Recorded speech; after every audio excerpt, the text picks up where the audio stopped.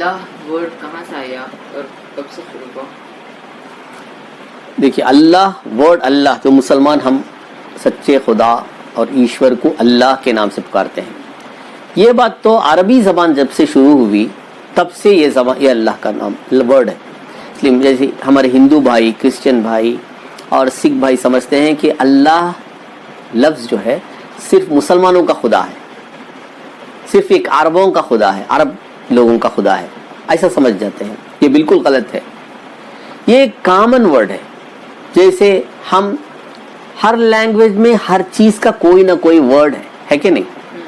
For example ہم کتاب کہتے ہیں ہندی میں، اور سنسکرت میں پستک کہتے ہیں، ہندی میں پستک کہتے ہیں، اور جو ہے بک کہتے ہیں انگلش میں، انگریزی میں بک کہتے ہیں. اسی طرح عربی زبان میں بھی کتاب کہتے ہیں. کئی اب تمل کی زبان میں پتگم کہتے ہیں.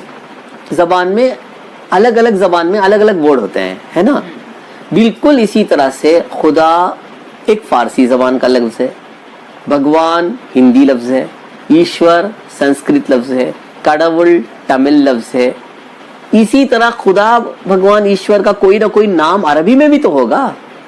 وہی ورڈ اللہ ہے. ہمارے غلط فہمی یہ ہو گئی کہ اللہ صرف مسلمانوں کا خدا ہے. ایسی بات نہیں ہے، یہ کامن ورڈ ہے. گاڈ جیسے کہتے ہیں نا، گاڈ کو آپ انگلش میں عرب والے کیا کہیں گے؟ گاڈ کا ٹرانسلیٹ کیا جائے عربی میں کیا کہیں گے؟ اللہ کہیں گے. ایسا نہیں ہے کہ اللہ صرف مسلمانوں کا خدا ہے، ایسی بات نہیں ہے. اللہ سب کا خدا ہے. ہندوؤں کا بھی خدا ہے، کرسچنوں کا بھی خدا ہے، سکھوں کا بھی خدا ہے، بدھ مذہب کے لوگوں کا بھی خدا ہے. یہی ہمارا کانسیپٹ ہے. اللہ رب، یہ دو لفظ ہے نا، یہ کامن ورڈ ہے. گاڈ، لارڈ، اس طرح کا ورڈ ہے. عربی میں ٹرانسلیٹ کریں گے تو اللہ کہیں گے. یہ صرف لینگویج کا فرق ہے، صرف لینگویج کا فرق ہے. لیکن سب کا ایشور، گاڈ، خدا، بھگوان، اللہ، بس ایک. اسی کی عبادت، اسی کی پوجا، اسی کی نمن کرنا چاہیے. اسی نے ہم سب کو پیدا کیا. ٹھیک ہے، یہ ہوئی لینگویج کا ڈفرنس میں نے بتایا. لیکن ہم مسلمانوں کو بھی اس کی نالج کی کمی ہے.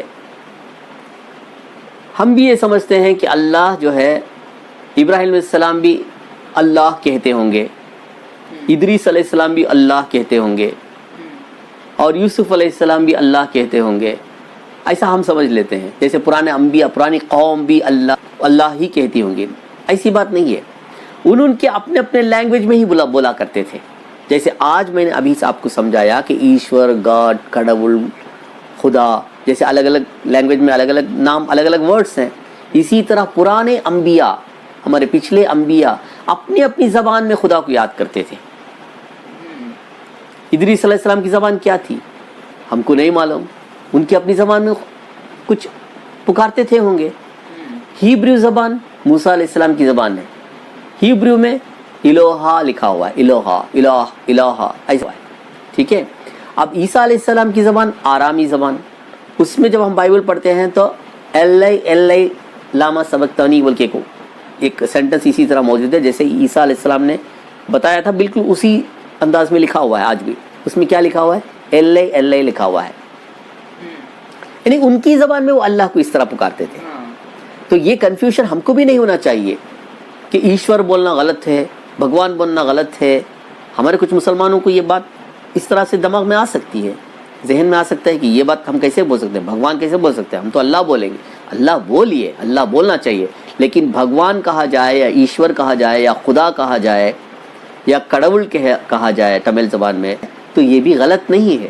لیکن ہم نے ایک عربی زبان کو اپنایا ہے. ہمارا پورا ریلیجیس سسٹم عربی زبان ہے. اس کا نبی صلی اللہ علیہ وسلم جس پر ہمارا ایمان ہے، آخری پیغمبر وہ ہمارے نبی ہیں، ان کی لینگویج عربک تھی. اس کی وجہ سے ہم نے پورا فوکس، اپنا دین کا فوکس پورا عربی پر ہم ڈیپینڈنٹ. ٹھیک ہے. اس میں عربی میں اللہ بولا جاتا ہے. اس کو ہم یونیورسلی ساری دنیا میں ہم نے اس ورڈ کو اپنایا ہے. سمجھے؟ اب ہمارے ہندو بھائی، سکھ بھائی، کرسچن لوگ، بدھ مذہب کے لوگ یہ بات سمجھنا چاہیے کہ اللہ اگر کوئی مسلمان کہتا ہے تو وہ ایک کامن گاڈ جو سب کا خدا ہے، اسی کی طرف اس کا فوکس ہے. یہ بات سمجھنا چاہیے. ایسا یہ نہیں سمجھنا چاہیے کہ اللہ اچھا وہ مسلمانوں کا خدا ہے، ان کا خدا ہے، ایسا نہیں سمجھنا چاہیے. وہ ان کا بھی خدا ہے، ہندوؤں کا، سکھوں کا، بدھ مذہب کے لوگوں کا، ایتھیسٹ لوگوں کا، ساری کائنات میں جتنے لوگ دنیا میں بستے ہیں سب کا خدا ہے. اور عربی میں ہم اس کو اللہ کے ورڈ سے نام جانتے ہیں.